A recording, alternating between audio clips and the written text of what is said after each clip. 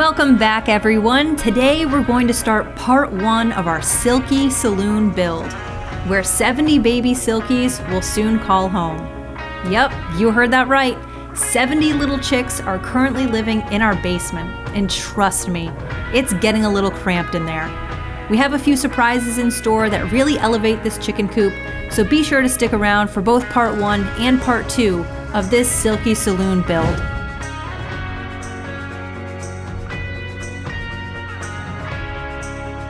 They're growing fast in the 2 by 8 foot brooder boxes, but we've only got 8 weeks before they outgrow them. Time's a-tickin' to get this new coop ready.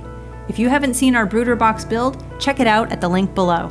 We're not wasting any time. First up, clearing the site and getting it ready for the foundation. This chicken coop shed is not going to have a true foundation. Well, what I'm doing here is I dug down about 2 to 3 feet. I put a bed of crushed stone, and then I laid a concrete block. And on that concrete block, we're going to put our floor joists, actually some carrying beams, and then the floor joists will set on that. There'll be 3 of them. But for right now, I just dug these holes. I've got about 3 of these done, and I've got about 6 or 8 more to do. The holes have been dug and blocks are in place. It's essential to now ensure that everything is level and square, which is what we're doing here. Once everything was level, we started putting in the floor joists. They are spaced every 12 inches to ensure this coop is sturdy. Just a quick builder's tip. A lot of times when you're building a flooring system, you usually do a rim joist and you double up the 2x4s on the outside. I found that by turning around and putting this sleeper joist in between, it just makes for a stronger and more durable flooring system. Also, this is going to be cantilevered out only by about 3 or 4 inches, and it also obviously gives you a really good nailing surface for your wall. Now we're adding additional bracing, which will make these 2x4 floor joists solid. We recognize 2x4s as floor joists is pretty unusual, but they use this method of construction for garden sheds, and that's essentially what this is. A huge garden shed filled with chickens. Now that the flooring system is complete, let's add some plywood. To make it even more secure, we're using liquid nails and using 1.5 inch long deck screws. This coop isn't going anywhere. We started by cutting out the top and bottom plate to length, and the 2x4s for the wall as well.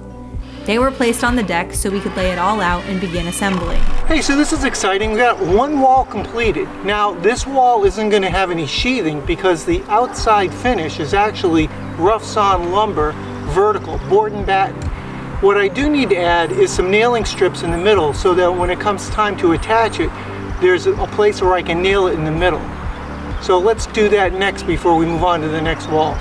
Once the wall was up and secured in place, we added bracing to the sides to make sure the wall stayed level. Okay, we're laying out some more studs, and in order for it to measure up equally, this is called the bottom plate and the top plate. You put them together and you lay them out at the same time. And that way when they're separated, they're all lined up.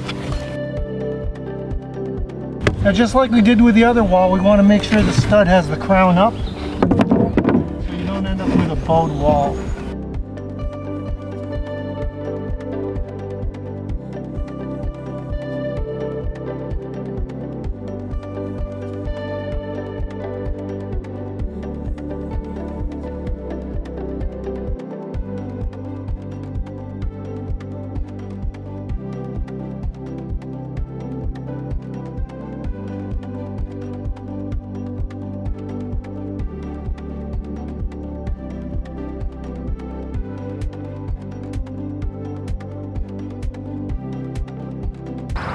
Where's the door?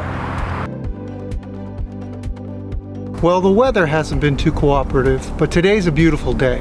And before I can put the roof on this shed, there's a couple things that need to happen before I can attempt to do that.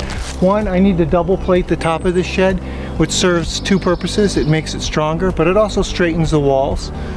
Most of the sheds you buy at a home improvement place have a single top plate, and basically to save money. And the second thing I need to do is to put blockers in the 2x4s so I can have a place to secure the siding to. But once I get these walls straightened out, then I'm going to install the ridge board. So let's get started.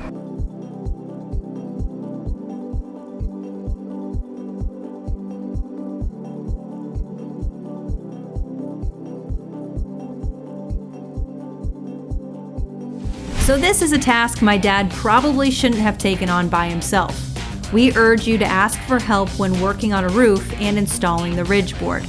Thankfully, he wasn't hurt during this process. Unless you count his shoulders, which definitely filed a formal complaint a few hours later. Now that the ridge board is in place and secured, we can install the rafters. We intentionally left the ridge board long and will trim it later.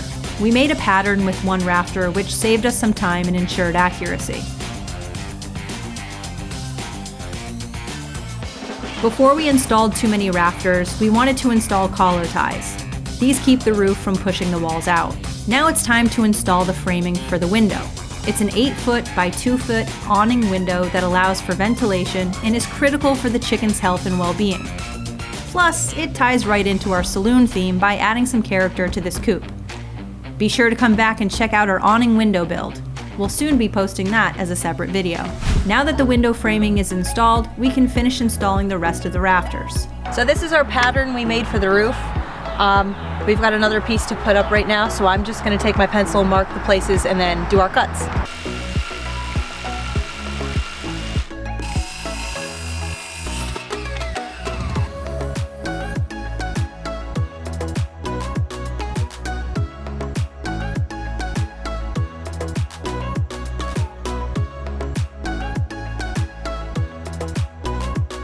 You may be wondering what we're installing here. This is the blocking for a cupola, which we will also share with you in a separate video. That build alone took about 2 weeks. Spoiler alert, it is a pretty awesome cupola, and we'll share with you exactly how it was built, so be sure to check it out. Now it's time to celebrate. We've officially installed the last roof rafter. Up until this point, this has taken us about 2 weeks, including rain delays. Thanks for joining us as we kicked off framing and started our chicken coop build. We'll be back with part 2, where we'll tackle siding, install a sleek metal roof, and add a custom Dutch door, and reveal a few surprises that make this coop one of a kind. After 3 weeks of work, it's safe to say my dad's love of chickens has officially reached legendary status. And this chicken coop head is just the beginning. Don't miss out on the fun. Like, subscribe, and stick around for the next chapter of our coop adventure.